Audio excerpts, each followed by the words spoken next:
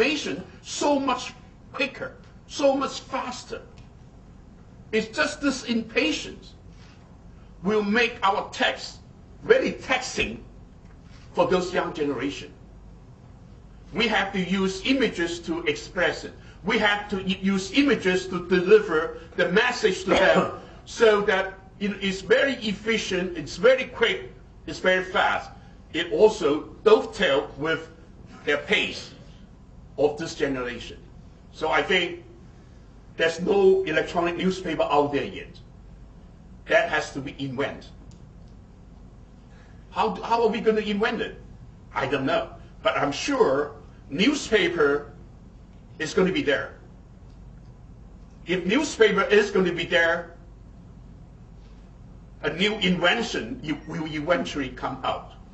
Why newspaper will always be there? Because as a citizen, we don't just need news. We need to share the shared value, the sentiment, the security. All this value, sentiment, resonance we have to share with our community.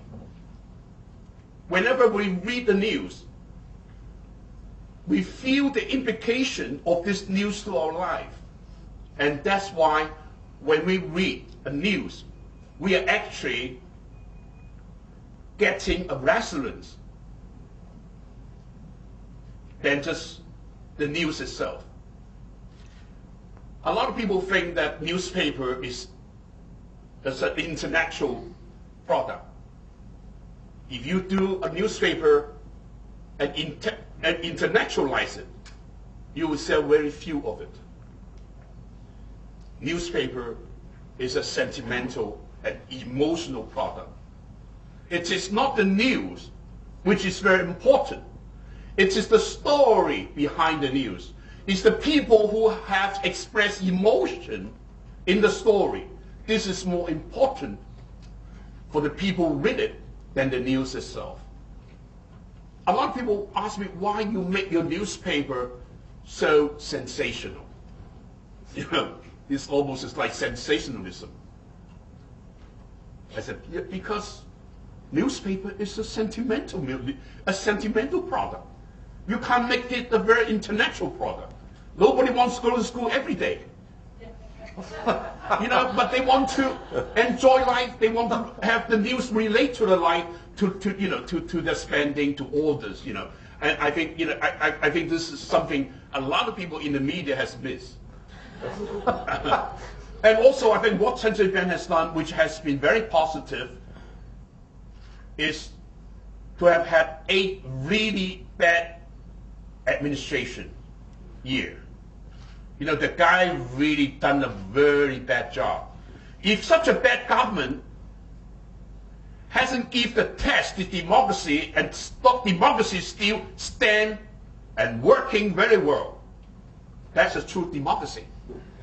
To have gone through the test of Central Bank, I think that by default. You give me a great line to use with my PRC friends the next time I see them. That's a terrific line. Yeah, I think by default, Century Bank has reinforced the strength of the democracy in Taiwan, making the Taiwanese a lot more confident with their democracy.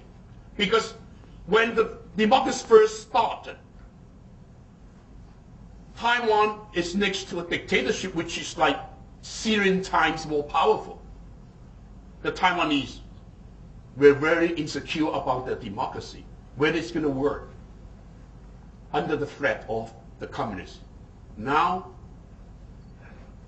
the greater threat came from Century Bank, and it still stands, and standing very well. So actually the Taiwanese, if you go a pub, we do pubs all the time, because we do focus groups with our newspaper all the time.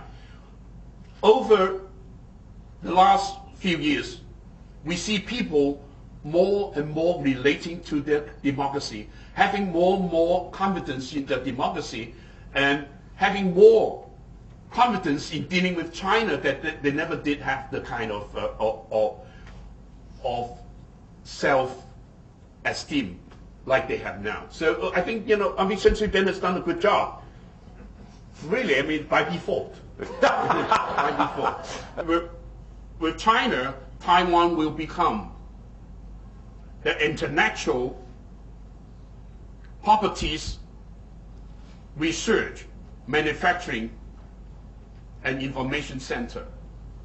Anything to do with security, anything to do with information, anything to do with intellectual property will be concentrated in Taiwan. Even the higher intellectual products will be manufactured in Taiwan instead of in China. Because in Taiwan, you have the protection of the rule of law. You have the protection of the freedom of information. I think that will make Taiwan a gem. I guarantee you, if Ma Ying-jeou is elected president, 5 years after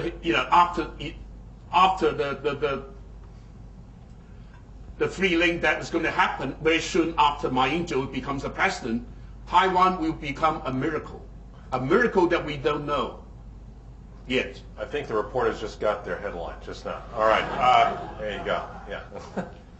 Have you ever wondered how to give them something they may not want, but they need to know?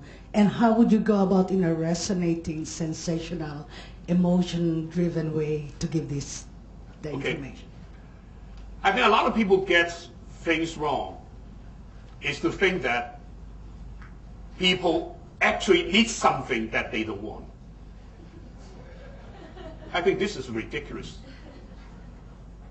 It's like my mother told me when I was young, I need to eat vegetables, though I don't like it.